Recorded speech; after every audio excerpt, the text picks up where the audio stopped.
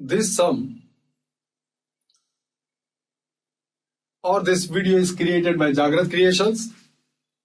It is on consignment accounts, hence useful to the students who are reading for CA Foundation, ICWAI Foundation, FYBcom, 12th Commerce, CA-CPT.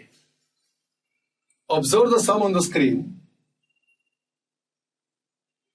A consigned 100 bags of salt to B at the rate of rupees 300 per bag. A paid rupees 500 for freight. 15 bags were damaged in transit and consignor has received 1000 on account of damaged bags from the insurance company.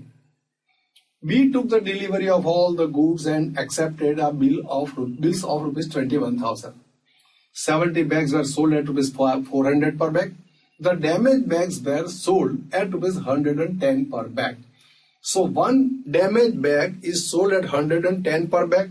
So 110 into 15 is the amount received on sale of damaged bags. Over and above, insurance claim received is 1000.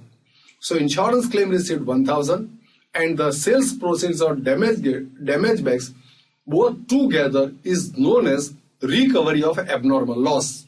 And the remaining abnormal loss after recovering these two amounts, whatever the amount is left, that will be transferred to profit and loss account. B incurred the following expenses: go down and clearing charges, carriage outward. He is entitled to a commission of 10% on sale proceeds of all goods excepting damaged goods. So when the damaged goods are sold by the consignee, he is not entitled to have a commission on sale of damaged goods as per the agreed conditions. So you are required to pay commission at the rate of 10% on this sales proceeds. 70 bags sold at rupees 400. On that only you are required to pay commission to the consignee. You need not pay commission for damaged bags sold by him. So you are not required to pay commission on the sales proceeds of damaged bag to the consignee. That's an important point. B remits the balance by draft. No portion of the expenses incurred by the consignee is attributable to the damaged bags. So consignee's expenses are not becoming a part of damaged bags. So when you find out the cost of damaged bags, don't add this clearing charges 1000 for the purpose of finding out the cost of abnormal loss. Determine the loss of damaged bags. Show consignment account, abnormal loss account in the books of consignor. So only two accounts are required to be prepared in the books of consignor. So now let me start with the sum. Here I am going to prepare consignment account and abnormal loss account. This is the details of the sum given to me. First of all, goods sent on consignment 300 into 100, 30,000. So cost of goods sent on consignment 30,000. What's the journal entry for that? Consignment account debit to goods sent on consignment account credit. So this is the journal entry. Consignment account debit to goods sent on consignment account credit 30,000.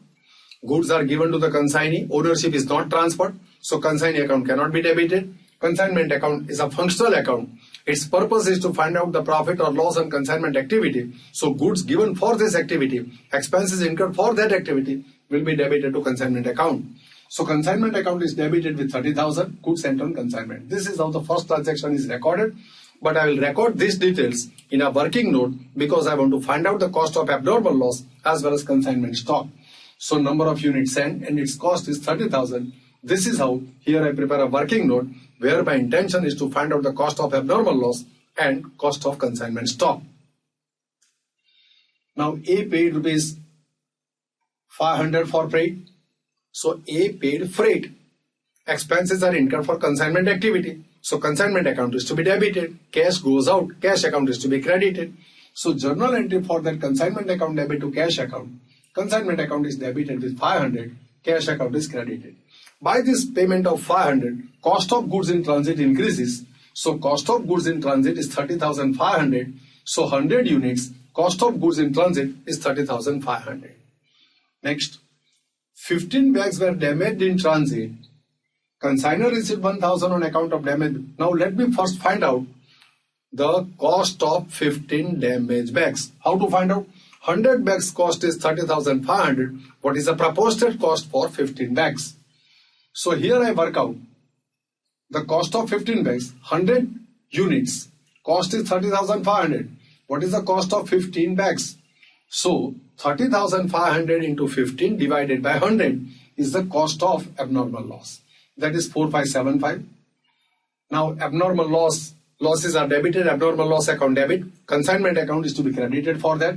So abnormal loss account debit to consignment account credit. This loss is not considered as an inevitable loss for the consignment activity. It is a controllable loss, and that loss should be accounted separately just to find out the true profits of consignment activity. So under matching concept, the abnormal loss is to be credited to consignment account. Now for this abnormal loss, 1000 rupees are received and 110 per bag sold by the consignee. These are the recovery of losses. Now the entry for that, bank account debit to abnormal loss account, being recovery of loss, it is credited to abnormal loss account. 15 into 115 is the recovery of loss. So that amount is received by B. So B's account debit to abnormal loss account credit 1650. Now 4575 minus these two is a net loss because of abnormal loss that occurred in transit, and that will be debited to profit and loss account. So 4575 minus 2650, this amount is debited to profit and loss account. If I want to write a combined journal entry for this, recovery from insurance company by the consignor, B has recovered 1650 on sale of damaged bags, loss is debited to profit and loss account. So the journal entry, bank account debit 1000, B's account debit 1650, profit and loss account debit 1925 to abnormal loss account debit 14575. This is how the journal entry for recovery and transfer of net loss to profit and loss account gets recorded. Now after that, so this is being done. B took the delivery of all goods and accepted a bills receivable of 21,000. So I have received a bills receivable from the consignee. Bills receivable account debit to consignee account credit, that is the entry for advance received from B gets recorded. But here it has no effect on this posting, but I just mention you that entry. I'll show you that entry at last when I'll demonstrate all the entries at one place. Bills receivable account debit 21,000 to B's account credit 21,000. It has no effect on these accounts because consignment account and abnormal loss account only are prepared. So this is the entry that has been recorded just with an academic interest to explain to the concept thoroughly well, but it is not asked to mean the sum. Even then I have recorded the journal entry here before you. Now, expenses is paid by the consignee. All these expenses are for consignment activity. So consignment account is to be debited for all the expenses incurred for it. So consignment account debit to consignee account credit. Consignment account debit to B account credit rent, clearing charges and carriage outward. Now this clearing charges become a part of cost of goods to the consignee. So now 85 units has a cost of goods 26,925. So this is how the expenses are recorded. This is the cost to the consignee that is being worked out. Now let me record the details of sales.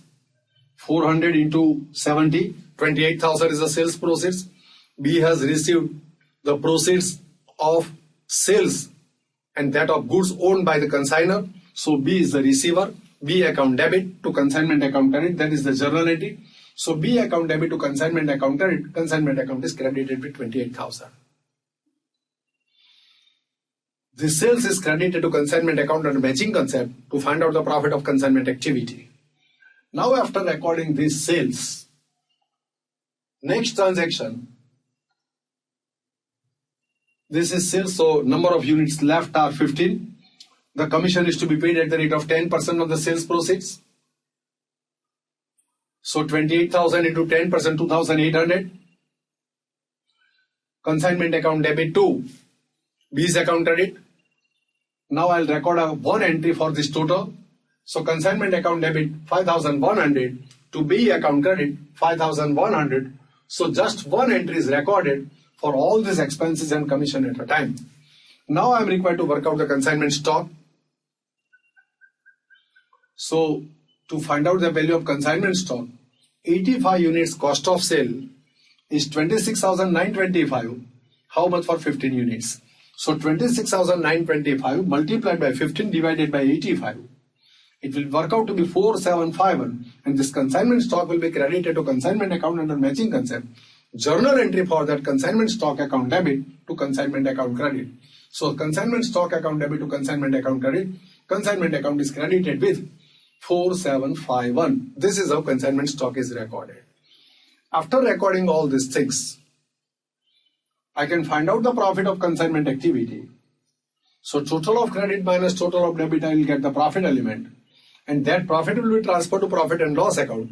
The journal entry for that is consignment account debit to profit and loss account credit 1726. So consignment account debit to profit and loss account credit 1726. This is how profit is worked out. Now, if you remember, in a sum you are told that remittance is made by B after considering all these things. So how much remittance is made by B? To find out the remittance made by B, we are required to B's account, though not asked to be in the sum. And I want to record the remittance made by B, though not asked. I want to write down all journal entries, and that's why I am taking pains to even prepare B's account to find out the remittance made by him at the end. Now see, I prepare B's account. 28,000 is recovered by B. 28,000 is collected by B on my behalf, so it will be debited. He has paid 5,100 for expenses and commission. He is entitled to have the reimbursement of expenses and commission. So 5,100. He has sold 1650. The damaged goods, all will be recorded in B's account. So, and he has also already given 21,000 advance bills receivable. That will be also deducted against this 28,000. 5,100 expenses and commission, 28,000. From this advance and the expenses and commission will be deducted over and above this sales proceeds of 1650 that is to be recovered from B. So B's account debit to abnormal loss account. So this is how B's account is to be prepared. Here you should write abnormal loss account. So total of debit minus total of credit, that's the remittance. So bank account debit to B's account credit 3550. This is how the entry gets recorded for remittance by B. This account I have prepared just out of academic interest. Now I want to demonstrate all the entries at one place. Just observe on the screen. Bank to B's account. Here bank account debit. See, all these entries are recorded, which I have explained to you while solving the sum. Now I have tried to explain to this sum. I feel that you have followed. Thanks to all of you.